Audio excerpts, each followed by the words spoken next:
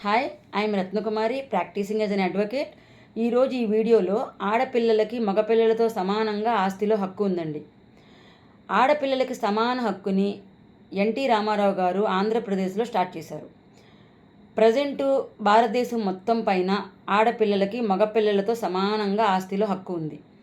But ఈ హక్కుని పెళ్ళైన 20-30 సంవత్సరాల తర్వాత మాకు హక్కు ఉంది అని చెప్పి కోర్టుకు వచ్చి కేసెస్ ఫైల్ చేస్తున్నారండి. సో లిమిటేషన్ యాక్ట్ ద్వారా ఎంత టైం పీరియడ్ లోపు కోర్టుకు వచ్చి కేసెస్ ఫైల్ చేయాలి అనే దానికి ఒక లిమిటేషన్ టైం పీరియడ్ని ప్రిస్క్రైబ్ చేశారండి.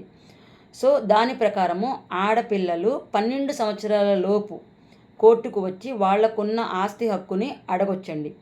12 సంవత్సరాలు దాటిన తర్వాత కోర్టుకు వచ్చి వాళ్ళు ఏ రీజన్తో కోర్టుకు రాలేకపోయారో ఈ 12 సంవత్సరాలలో అని గనక కోర్టు వారికి చెప్పగలిగితే court can allow the case అండి.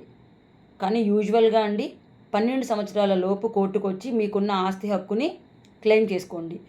బట్ ఆస్తి అడుగుతున్నప్పుడు బాధ్యతలను కూడా తీసుకోండి.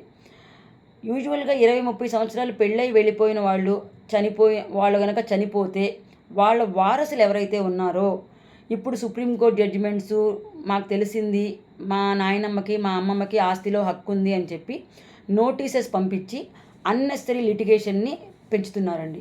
సో కాబట్టి 12 సంవత్సరాల లోపే ఆడపిల్లలకి వాళ్లకున్న హక్కుని క్లెయిమ్ చేసుకోండి. Thank you.